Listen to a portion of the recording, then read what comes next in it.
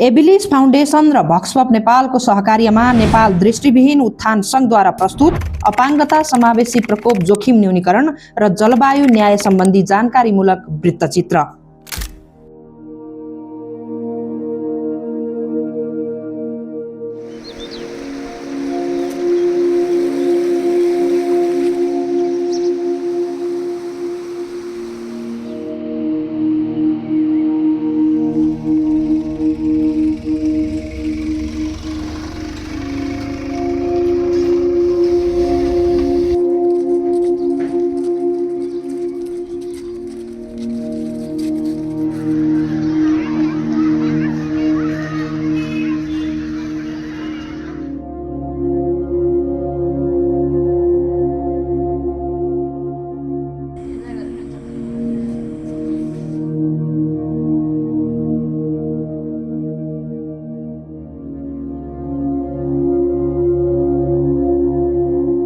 विश्वका जलवायु परिवर्तनबाट सबैभन्दा बढी जोखिममा रहेका देशहरूमध्ये एक नेपाल पनि प्रमुख मानिन्छ। अस्थिर वर्षा, बाढी, पहिरो, तातो हावा, आँधी बेहरी यी सबै घटनाहरूको आवृत्ति बढ्दै गएको छ, तर यसको असर सबैमा समान हुँदैन। विपदमा अपाङ्गता भएका व्यक्तिहरूले प्राय समयमै सूचना पाउँदैनन्, सहायता पाउँदैनन् र सुरक्षित स्थानमा पुग्न सक्दैनन्। कमजोरी उनीहरूको होइन, प्रणालीको पहुँचयुक्त संरचना र समावेशितामा हुन्छ। यो वृत्तचित्र लुम्बिनी प्रदेशको एक समुदायको कथा हो, जहाँ अपाङ्गता समावेशी विपद जोखिम न्यूनीकरण र जलवायु कार्य अब व्यवहारमा लागू हुँदैछ। नेपाल दृष्टिविहीन उत्थान सङ्घ NABU सालझण्डी सैनामैना नगरपालिका रूपन्देहीमा रहेको संस्था हो। यस संस्थाले एबिलिस फाउन्डेसनको सहयोगमा समावेशी जलवायु न्याय, अपाङ्गता समावेशी विपद जोखिम न्यूनीकरण, fostering disability inclusive DRR and climate justice in Nepal शीर्षकको परियोजना सञ्चालन गरिरहेको छ। यसको मुख्य उद्देश्य विपद जोखिम न्यूनीकरण र जलवायु कार्यका योजना तथा प्रणालीलाई अपाङ्गता समावेशी पहुँचयुक्त र उत्तरदायी बनाउनु हो। समावेशी विकासका क्रियाकलापहरूलाई चाहिँ हामी प्राथमिकतामा राख्छौँ। त्यही प्राथमिकता अन्तर्गत चाहिँ नि अपाङ्गता समावेशी प्रकोप व्यवस्थापन र अपाङ्गता समावेशी जलवायु सम्बन्धी क्रियाकलापहरूलाई पनि हामीले प्राथमिकतामा राख्छौँ। र यही प्राथमिकताको आधारमा यो नेपाल दृष्टिविहीन उत्थान सङ्घ कपिलवस्तु यो रूपन्देहीमा छ। यो कपिलवस्तु, रूपन्देही लगायत नवलपरासी, अर्घाखाँची र लुम्बिनी प्रदेशको 10वटा पालिकाहरूलाई समेटेर यो परियोजना निर्माण गरिएको हो। अब यो परियोजना सबभन्दा पहिला किन निर्माण गरियो भन्ने कुरा गर्दाखेरि म एकचोटि रूपन्देही त्यहाँ गएको थिएँ, जहाँ जाँदाखेरि बाढीले त्यो संस्थाको घर नै डुबानमा परेको थियो, सालझण्डीमा सैनामैना नगरपालिकामा। त्यसपछि सैनामैना नगरपालिकाबाट चाहिँ नि त्यो संस्थालाई अलिकति सहयोग गर्ने कुरा चाहिँ रह्यो, तर मलाई यो एज अ कन्ट्री कोअर्डिनेटर मैले उहाँहरूलाई के भने तपाईँहरू यस्तो प्रकोप व्यवस्थापन सम्बन्धी परियोजनामा काम गर्नुहुन्छ भने एबिलिस फाउन्डेसनले सहयोग गर्न तयार छ भनेपछि हामीले उहाँहरूलाई दिगो विकास लक्ष्यको लक्ष्य 13लाई अलिकति हामीले प्राथमिकता दियौँ, जुन कुरा अपाङ्गता भएका व्यक्तिहरूको अधिकार सम्बन्धी संयुक्त राष्ट्र सङ्घीय महासन्धिको पनि यो धारा 11मा स्पष्ट रूपमा अपाङ्गता समावेशी प्रकोप व्यवस्थापन, द्वन्द्वमा अपाङ्गता भएका व्यक्तिहरूको प्राथमिकीकरण र प्रकोप व्यवस्थापनसँग जोडिएर अपाङ्गता भएका व्यक्तिहरूलाई कसरी सुरक्षित राख्ने भन्ने विषयको कुरा छ। त्यो कुरा राखेर अन्तर्राष्ट्रियमा नेपालको प्रतिबद्धता समेत रहेको र नेपालमा त्यो अत्यन्त आवश्यक पनि भएको, जोखिम मूल्याङ्कन गर्ने यो आवश्यकता पनि भएको र अरू कुनै फन्डिङ एजेन्सीहरूबाट त्यति प्राथमिकता नपाएको हुनाले यो परियोजनामा चाहिँ एबिलिस फाउन्डेसनको फन्ड दिनको लागि हामीले प्राथमिकता दिएका हौँ। र यो कार्यक्रम अन्तर्गत चाहिँ नि सालझण्डी र विशेष गरेर लुम्बिनी प्रदेशको 10वटा पालिकाहरूमा काम गर्ने गरेर एउटा परियोजना समन्वय समिति निर्माण गरिएको छ। त्यसमा चाहिँ नि सरकारी तहबाट, पालिका तहबाट र अपाङ्गता भएका व्यक्तिहरूको सङ्घ संस्थाको तर्फबाट र प्रयोगकर्ता अथवा लाभग्राही व्यक्ति स्वयं राखेर बनाइएको छ। त्यसले के गर्छ भने त्यहाँको आवश्यकता पहिचान गर्छ र नीति बनाएर सालझण्डी पालिकामा अपाङ्गता समावेशीकरण कसरी गराउने भन्ने कुरामा चाहिँ नि पालिकाको साल बसाली कार्यक्रममा नै अपाङ्गता समावेशी प्रकोप व्यवस्थापन सम्बन्धी कार्यक्रमहरू ल्याउन सकियोस् भन्ने एउटा ध्येय हो। त्यस्तै गरेर 10वटा पालिकाहरूमा चाहिँ अपाङ्गता भएका व्यक्तिहरूको सन्दर्भमा अब जिल्ला प्रकोप व्यवस्थापन समिति छ, त्यसले प्राथमिकता दियोस्। अपाङ्गता भएका व्यक्तिहरूलाई प्रकोप भइरहेको अवस्थामा चाहिँ कसरी जोगाउने, प्रकोपको चक्रमा भनौँ, पूर्व तयारी व्यवस्थापनको कुरा भनौँ, यो प्रकोप भइरहेको बेलाको कुरा भनौँ, या प्रकोप पश्चात जुन किसिमबाट चाहिँ एउटा विपदको अवस्था आइलाग्छ, त्यो विपदमा अपाङ्गता भएका व्यक्तिहरूलाई कसरी सुरक्षित राख्ने, यसमा अब हामीले सूचनाहरू, प्रकोप पूर्वका सूचनाहरू अपाङ्गता मैत्री छैनन्, दृष्टिविहीनहरूको लागि मैत्री छैनन्, आवाजमा छैनन्, ब्रेलमा छैनन्, साङ्केतिक भाषामा छैनन्, सरल पाठमा छैनन्, जो बौद्धिक अपाङ्गता भएका व्यक्तिहरूले पढ्न सक्छ। त्यस्तो पनि निर्माण गर्नुपर्छ भनेर पालिकाहरूलाई प्रभाव पार्ने, एक्जाम्पल देखाउने, आफूले पनि तयार गर्ने त्यस्तो पुस्तक पनि हामीले निर्माण गरेका छौँ, अध्ययन पनि गरेका छौँ, त्यो परियोजना अन्तर्गत छ। र त्यसपछि प्रकोप भइरहेको बेलामा कसरी चाहिँ नि उनीहरूलाई सुरक्षित गर्ने, त्यस्तै गरेर स्वयंसेवीहरूलाई पनि अपाङ्गता भएका व्यक्तिहरूलाई कसरी सुरक्षित रूपमा चाहिँ अवतरण गराउन सकिन्छ, रेस्क्यु गर्न सकिन्छ भन्ने छ। र प्रकोप पश्चातको व्यवस्थापनमा पनि अपाङ्गता भएका व्यक्तिहरूलाई नै प्राथमिकता कसरी दिन सकिन्छ भन्ने छ। समावेशी प्रकोप व्यवस्थापन भनेको उपकार होइन, यो अधिकार, नीति र प्रणालीको सुधार हो। र यही सुधारको दिशामा परियोजनाले स्थानीय तहमा एक महत्त्वपूर्ण सुरुवात गरेको छ। 9 अप्रिल 2024 मा सालझण्डीमा एक महत्त्वपूर्ण कदम चालियो। सैनामैना नगरपालिकाकी उपप्रमुख, विभिन्न वडाका अध्यक्षहरू र अपाङ्गता भएका व्यक्तिहरूका संगठन ओपीडी का नेताहरू समेटेर परियोजना सल्लाहकार समिति, प्रोजेक्ट एडभाइजरी कमिटी पीएसी गठन गरियो।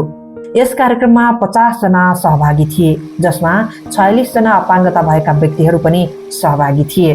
पीएसी को उद्देश्य केवल बैठक गर्नु थिएन, यसको जिम्मेवारी हो नीति सुधारका लागि सहकार्य, सम्बन्धित निकायसँग समन्वय, सम्भावित विपदका बेला मानवीय सहायता अनुगमन गर्नु। अपाङ्गता भएका व्यक्तिहरूलाई हामीले समान दृष्टिकोणले हेर्ने वातावरण विगतमा थिएन र अहिले खास गरेर हामीले सबभन्दा पहिला त अपाङ्गता भएका व्यक्तिहरूलाई अरूभन्दा बढी प्राथमिकता दिएर हामीले कुनै पनि काममा सहभागी गराउनु पर्दछ।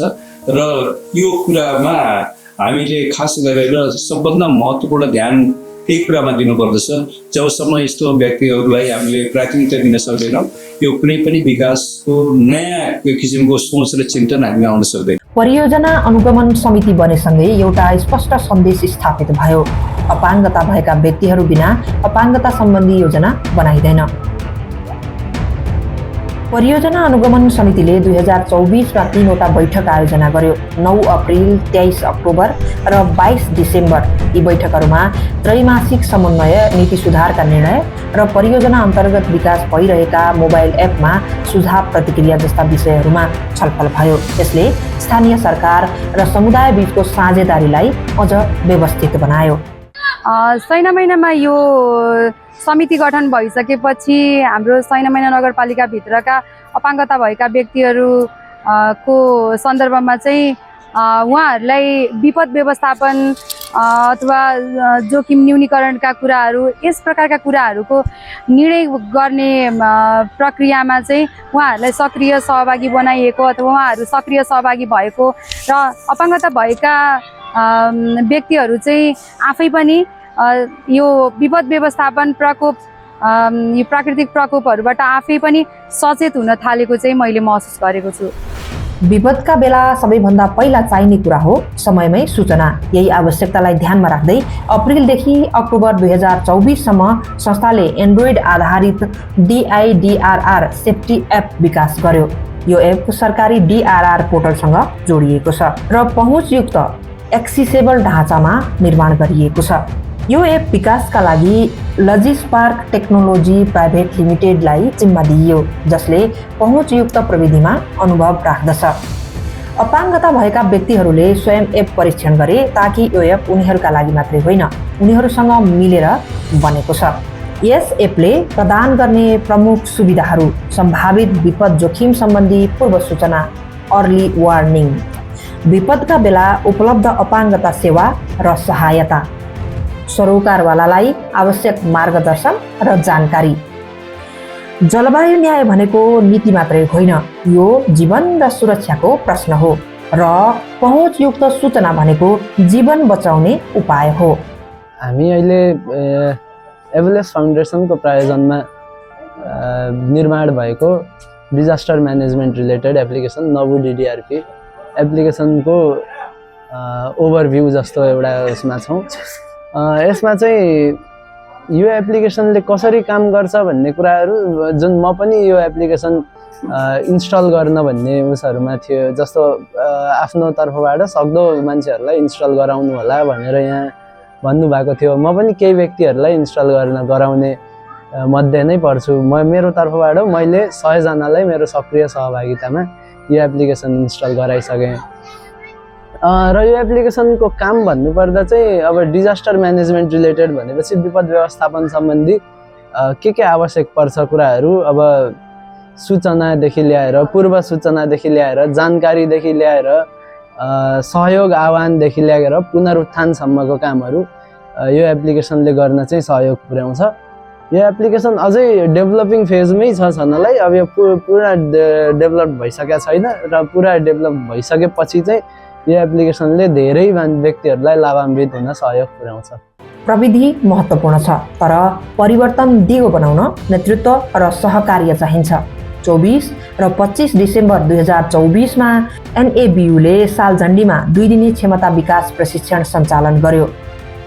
यसमा सहभागीहरू थिए 10 जना DIDRRCA च्याम्पियन अर्थात् अपाङ्गता भएका व्यक्तिहरूमध्येबाट, 10 जना अपाङ्गता मैत्री प्रदेश सांसद र PAC का प्रतिनिधिहरू। प्रशिक्षणको मुख्य विषय थियो सार्वजनिक भवन, स्थल र सेवामा पहुँच मापदण्ड स्थापित गर्ने, किनभने विपदका बेला सुरक्षित आश्रय, कार्यालय, स्वास्थ्य सेवा र राहत वितरणका केन्द्रहरू पहुँचयुक्त नभए जोखिम झन बढ्न सक्छ।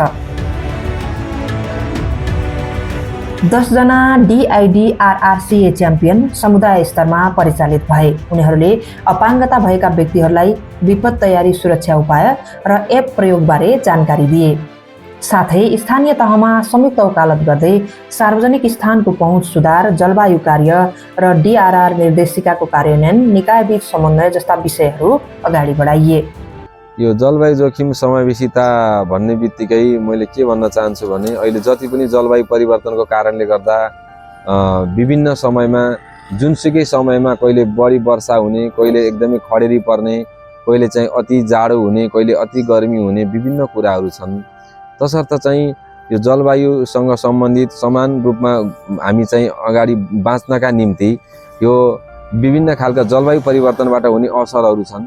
त्यो असरबाट चाहिँ हामी बच्नका निम्ति जस्तो विभिन्न खालको चाहिँ ठुलो वर्षा आउन लाग्यो त्यस्तो समयमा चाहिँ कोही पनि हामी घरबाट बाहिर ननिस्किने कुराहरूदेखि लिएर हामी घरमै सुरक्षित भएर बस्ने, त्यसैमा पनि कोही यात्रा गरेको अवस्थामा जस्तो अब ठुलो एकदमै भनौँ न आकाश एकदमै कालो निलो भएको अवस्थामा मान्छेहरू त्यो ठाउँमा त म पुगिहाल्छु नि भनेर रिस्क पनि लिइरहेको हुनुहुन्छ।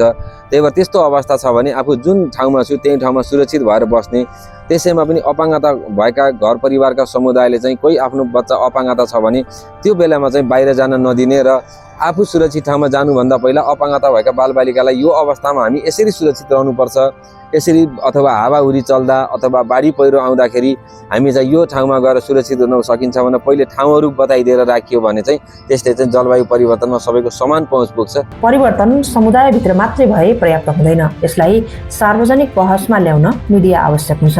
2024 को प्रत्येक महिनामा लुम्बिनी प्रदेश स्तरमा परियोजनाका गतिविधिहरू स्थानीय रेडियो, टेलिभिजन र समाचारमा प्रकाशन भए।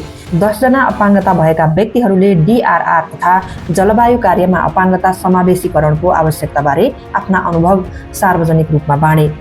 यसले पहुँच मापदण्ड र समावेशी DRRCA को बारेमा समाजमा चेतना बढायो।